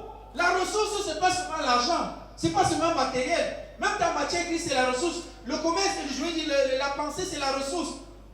Regarde les voisins. Pour ceux qui sont au nord, le voisin. Il sort le matin, il a les mains vides. Sa femme lui dit, il manque telle chose, il va dire, ok, je vais envoyer un enfant avec. Il n'a rien à main. C'est Joseph. Non, pas Pasteur Barnaka. Je parlais de Joseph seulement de l'autre village, quoi. Et un certain David dans l'autre village, là, qui a passé tout son temps à travailler de 6h à 18h pour récolter l'arachide. Et il prend l'arachide sur la tête pour amener. Et ce voisin, là, vous comprenez. Il court et il vient, non, c'est combien ta tasse d'arachide, ta chèvre que tu as élevée pendant 2 ans, là, c'est combien? Tu dis non, c'est 25 000. Il dit, 25 000, tu vois le marché maintenant, 25 000, on va faire comment? Qui va chercher ça à 25 000? C'est pas. Il dit que c'est comment? Il dit non, moi je te donne 10 000. D'ailleurs, regarde, sa bouche est tordue, machin. Bon, en tout cas, tu voulais t'aider quand même, prends 10 000 et autres. Bon, comme Joseph n'a pas. Non, pas j'ai dit le principal par exemple. David, voilà. Espérant qu'il n'y a pas de David dans ça. Donc, comme lui n'a pas pris le temps et tout ça, il prend alors. Maintenant, qu'est-ce qu'il fait? C'est quand il dit ok, attends-moi ici, je pars chercher l'argent. Et il part avec la chèvre. Quand il part avec la chèvre, il cherchait l'argent là comment?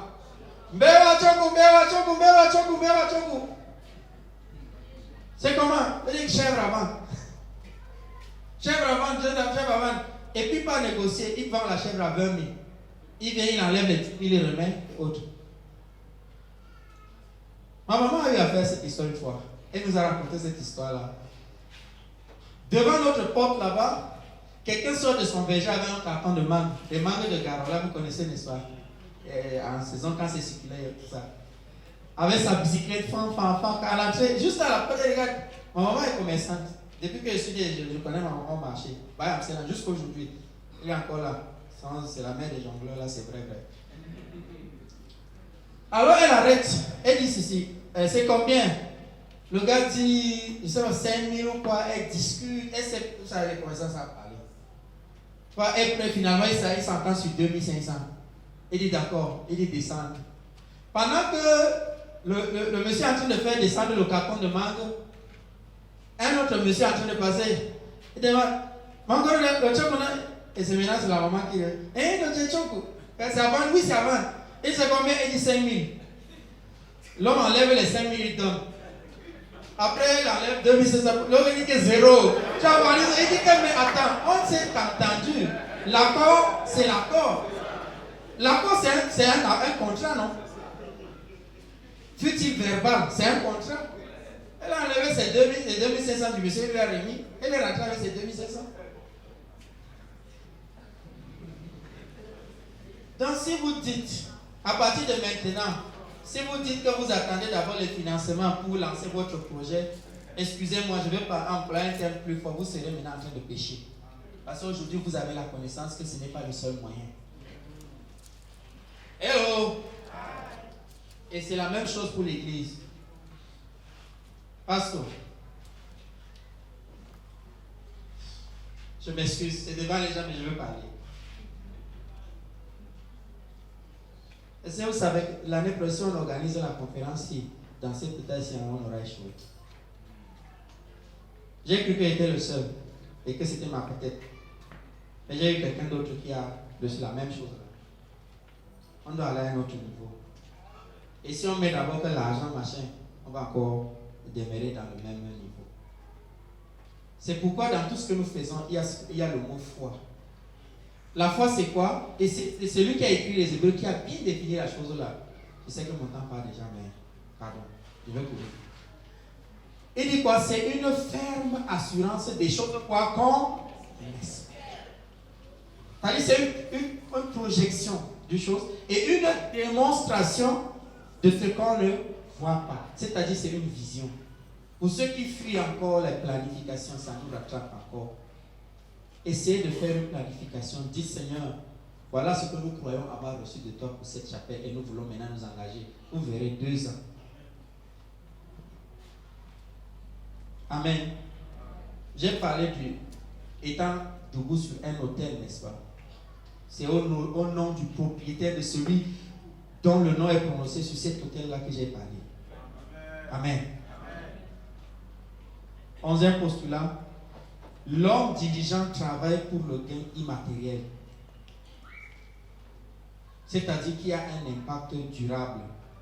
C'est ça, c'est ce qui constitue maintenant ta destinée. Je vous avais dit que j'allais vous proposer une autre définition du mot destinée.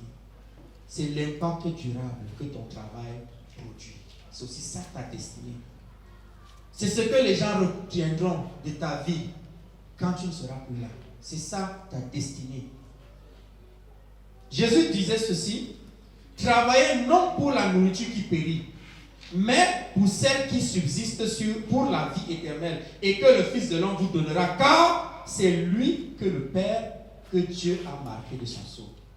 Il disait encore, Jean 6, 27, il disait encore plus tard, Jean 15, 16, ce n'est pas vous qui m'avez choisi, mais moi je vous ai choisi et je vous ai établi afin que vous alliez quoi, avant que vous fassiez quoi, vous alliez, c'est-à-dire que vous travaillez et que vous portiez du fruit et que votre fruit demeure.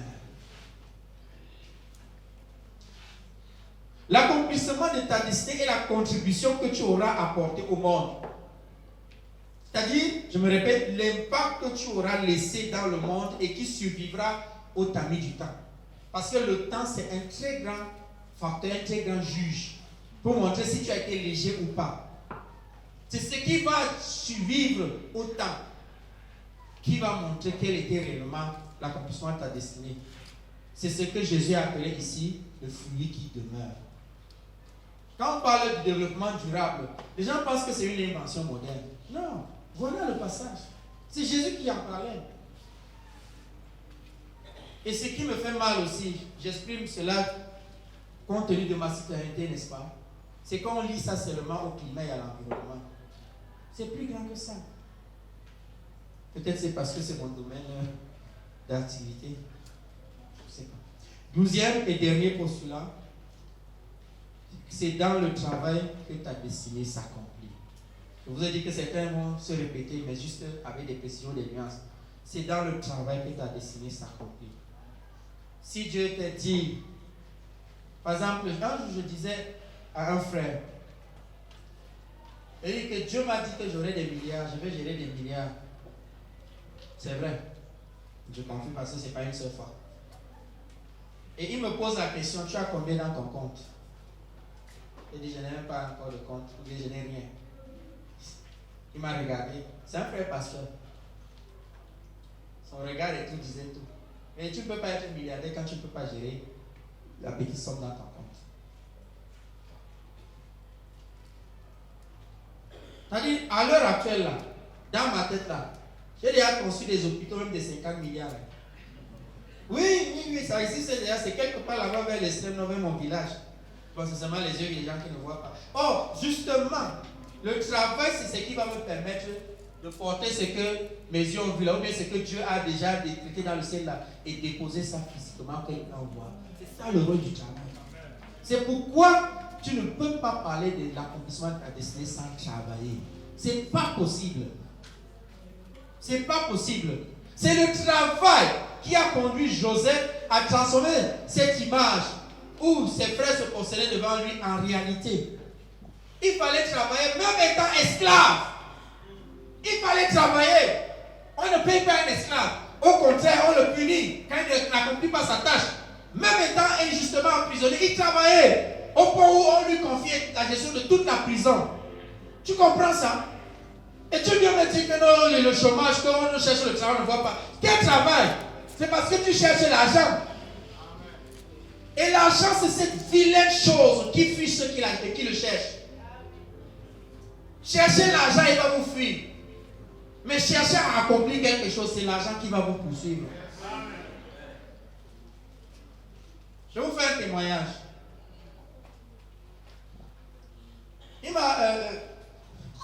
Révérend Beldo m'a présenté ici, disant que je travaille, je coordonne quelque chose. D'accord. Et vous savez avec quel salaire j'ai commencé? Coordonnateur, autant c'est coordonnateur de l'Afrique francophone. Dans de la produit de temps. J'avais un salaire de 105 000. Ça m'a créé des problèmes.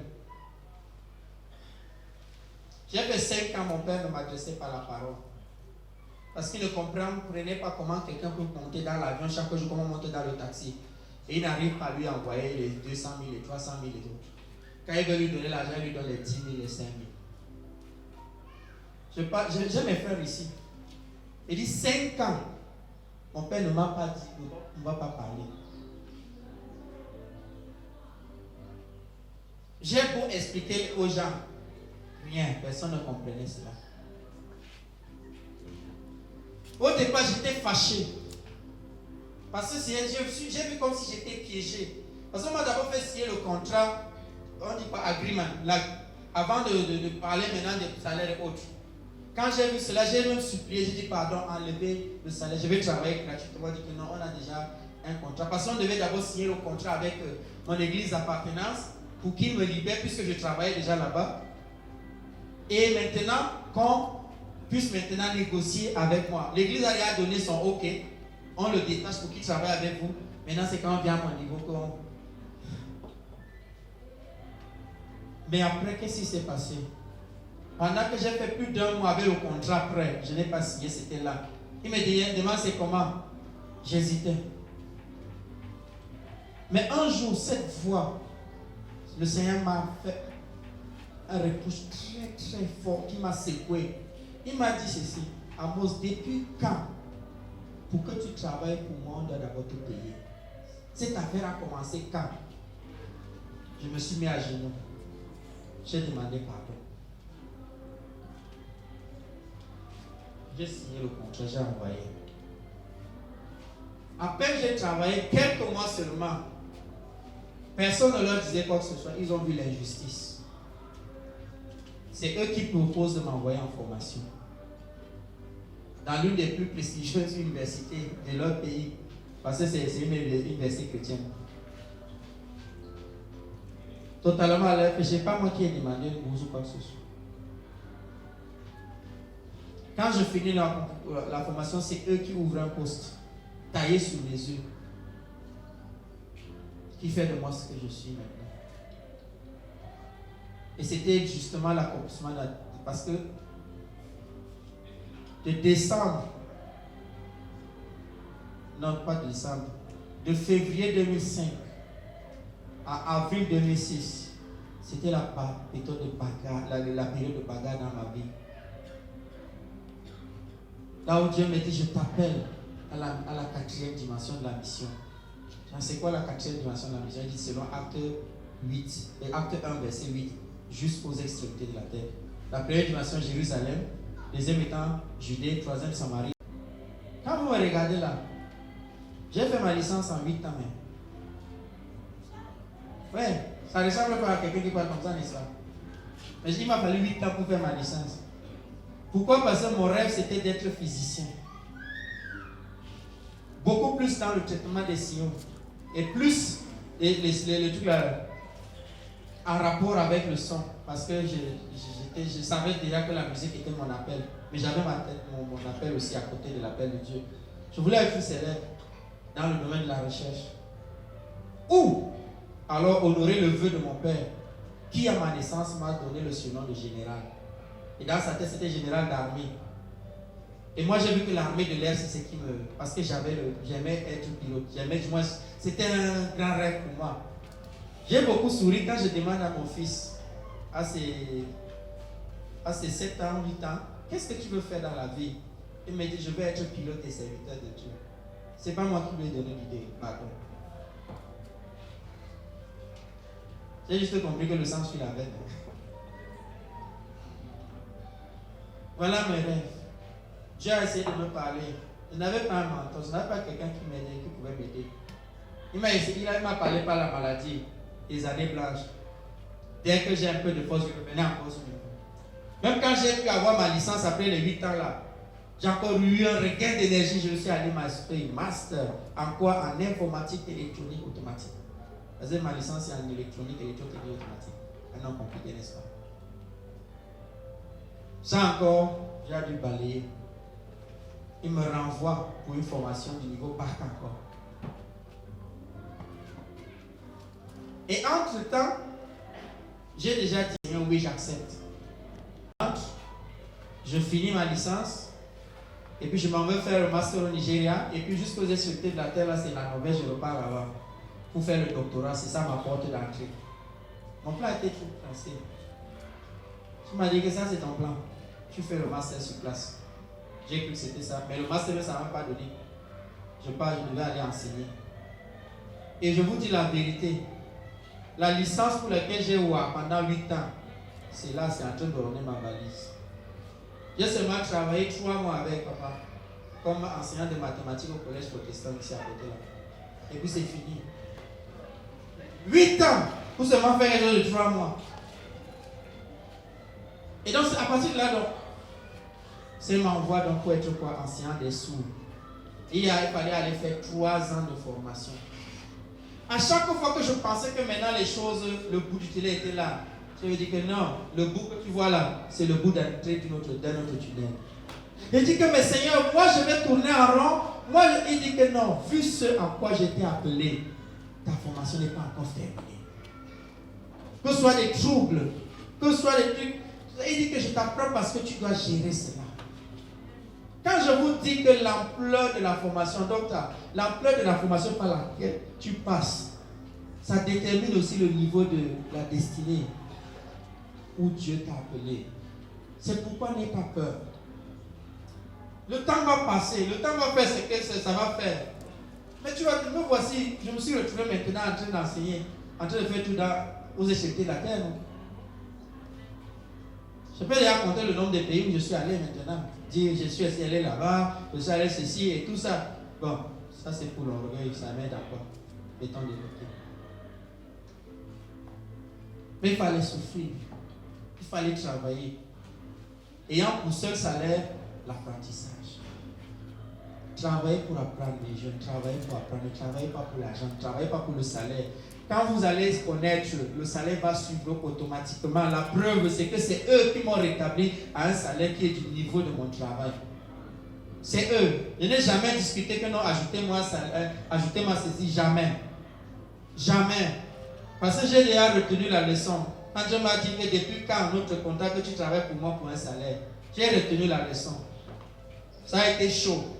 Mais malheureusement, moi j'ai dû apprendre la leçon avec le fouet derrière moi, avec le feu. Tire la leçon de ma vie, de ce que moi j'ai fait comme erreur. Toi, saute les classes pour aller rapidement. Est-ce que tu me comprends même? D'autres choses, quand tu veux aller avec ton raisonnement, avec ta pensée, tu ne peux pas aller loin. Ça défie les pensées des hommes, la destinée que tu as pour toi.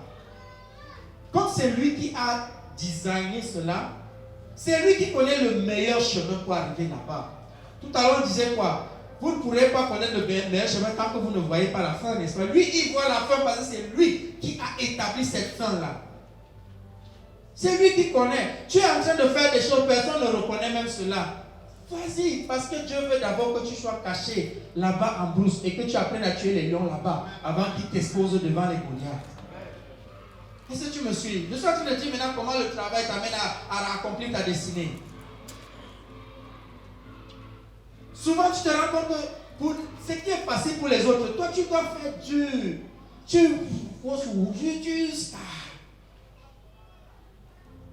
J'avais une amie qui se confiait aussi toujours à moi. Un jour, elle me dit, Amos, Dieu m'a tout donné, sauf le mariage. Et c'était sa seule préoccupation. Le mariage. C'est vrai, chacun ne cherche que ce qu'il n'a pas. Souvent, on oublie qu'on a déjà tout. Et ce qu'on n'a pas là, ce n'est qu'une infime partie. Et ça ne coûte rien à Dieu même. Et quelqu'un nous a dit, n'est-ce pas, qu'il peut arriver même que cela soit inutile. Si j'avais connu cela, si j'avais eu à temps des gens qui m'avaient enseigné, je n'aurais pas brûlé 8 années de ma vie gratuitement. Gloire à Dieu, il est souverain. Même mes erreurs, il utilise pour sa gloire. Les choses que j'ai apprises pendant les 8 ans là, c'est ça maintenant qui m'a aidé pour accélérer maintenant et rattraper le temps dans le domaine où j'aurais dû être dès le commencement. Il peut arriver que tu fasses d'abord des choses ingrates. Je n'ai pas commencé le ministère en tant que quelqu'un qui est devant, non. Pour ceux qui ne le savent peut-être pas, je ne viens pas d'une grande église. On n'avait pas les grands pasteurs de renom. On avait qu'un catéchiste qui, lors de son enseignement, même tu ne comprenais rien parce qu'il te parlait, l'homilétique a dit ceci, et c'est-à-dire il récitait le cours de son cours de théologie et autres. Ce qui faisait qu'à la fin, on ne comprenait rien. Il fallait donc venir au groupe des jeunes à l'église.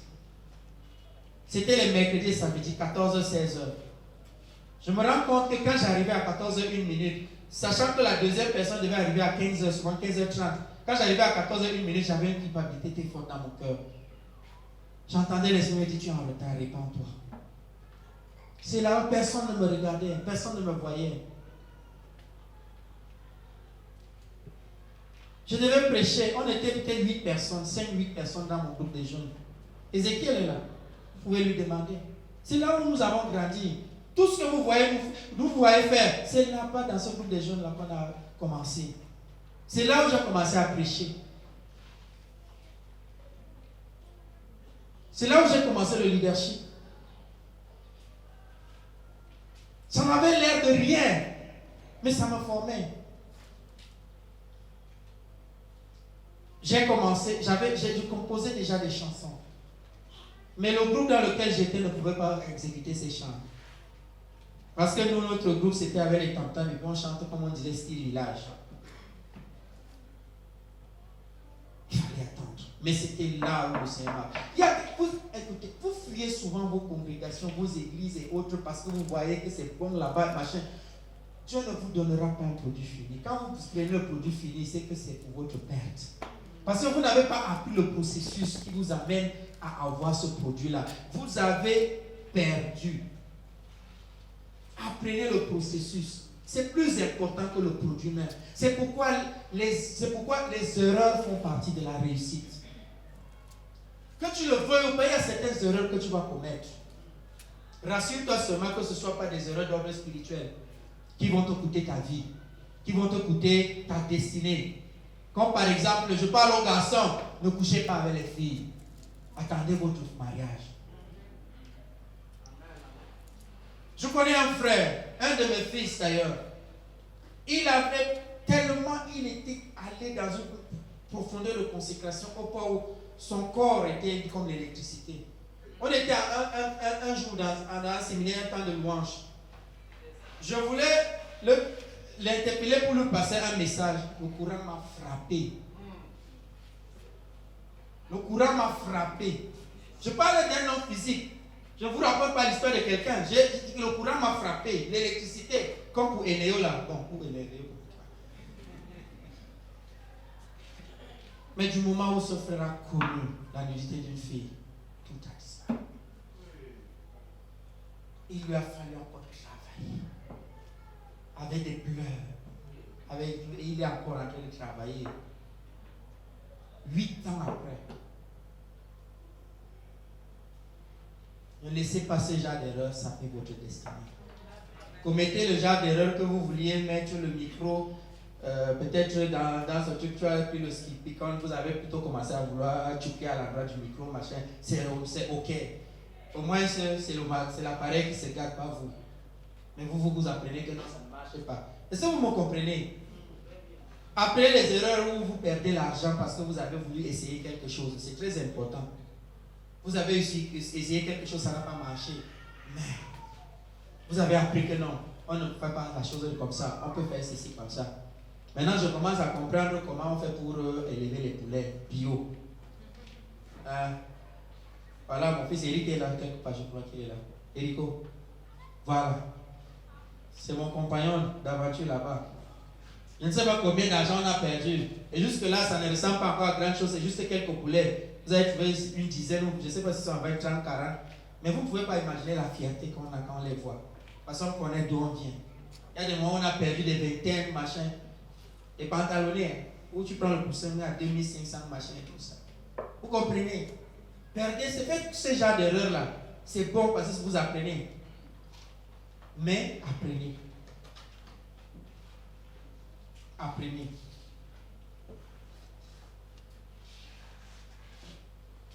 Quand j'ai appris, Seigneur, je parle encore. Il m'a appelé pour être missionnaire, pour aller à l'international. J'avais en plus de cela une idée, comme je vous ai dit, venir finir ma licence, aller faire le master au Nigeria et aller faire la thèse là-bas. Je me dis, foutaise, c'est moi qui suis le boss, c'est moi qui donne la direction, tu restes ici. 2 ans, j'ai dit, Seigneur, je passais mes nuits à pleurer. Je dis, mais Seigneur, j'ai sacrifié tout, j'ai dit que maintenant, oui, me voici, envoie-moi. Et puis là, tu ne me dis rien. C'est comme si ton sien là, même tu as fermé la porte, tu as pris le cadenas, tu as mis dans la poche, la clé, tu as mis dans la poche, tu es parti ta chose. Il y a quoi? Même me répondre rien.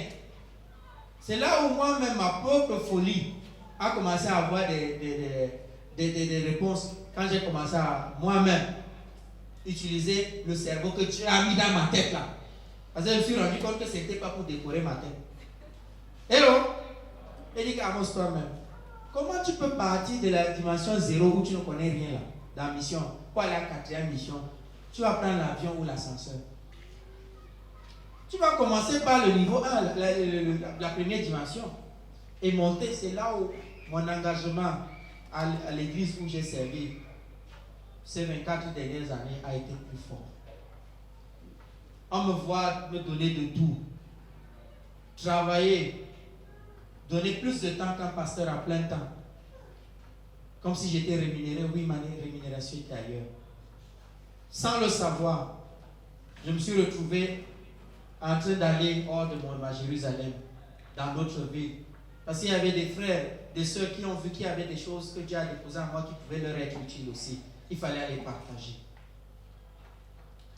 Pendant que je le faisais, suivant simplement ce que j'appelle la loi naturelle, c'est-à-dire les choses grandissent naturellement dans un procédé que Dieu a mis en eux, que ce soit biologiquement ou bien dans n'importe quel sens.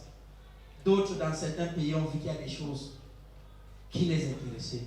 Et me voici, qui me retrouve maintenant à la 4e dimension. Il faut travailler. Il faut travailler.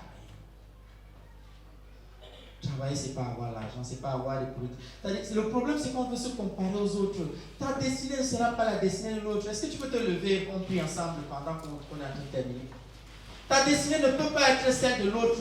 La preuve, c'est que ton empreinte digitale, même ton jumeau parfait ne l'a pas. Il a sa part. Il a sa part.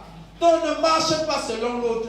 Tu as ton chemin. Le Seigneur a placé ton chemin pour toi.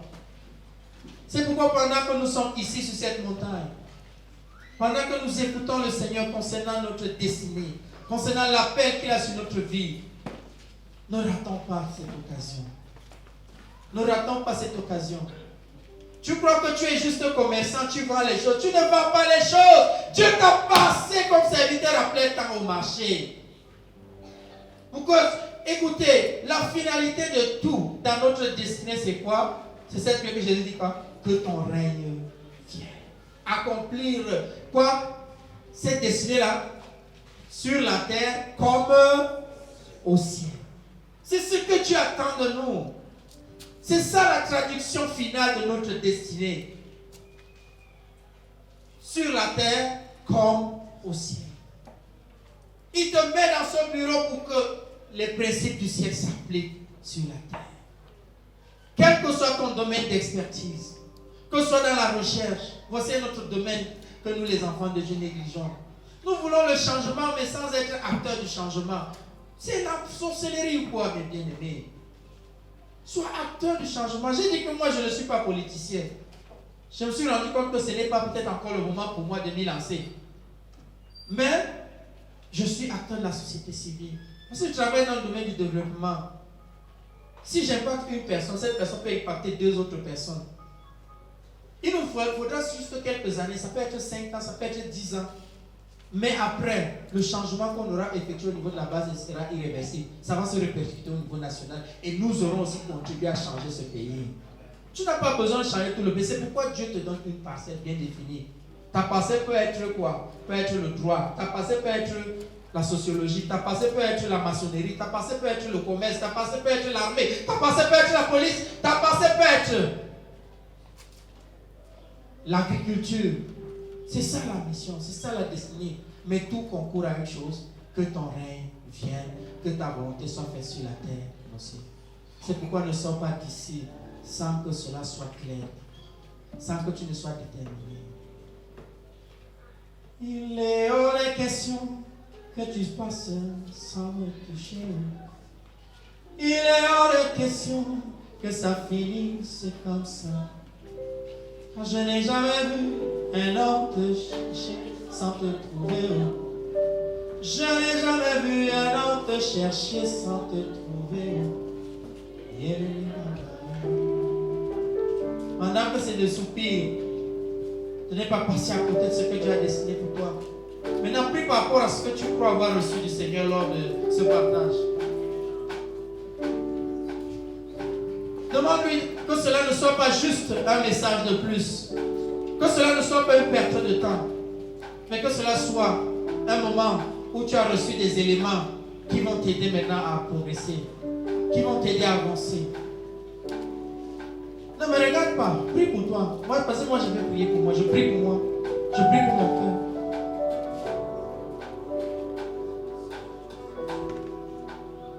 Parce qu'il y a des gens ici où le Seigneur les appelle maintenant à aller au niveau supérieur. Ils restent là, ils sont déjà confortables à ce niveau. C'est pourquoi ils tournent en rond, c'est pourquoi ils ont des problèmes, c'est pourquoi ils ressentent des messages, des menaces. Parce que ce n'est plus ce niveau. Il faut bouger. Ça semble difficile, ça semble compliqué, ça semble être quelque chose d'impossible. Mais celui qui t'a dit d'aller a le pouvoir. C'est pourquoi en te disant allez, il a dit je suis avec vous.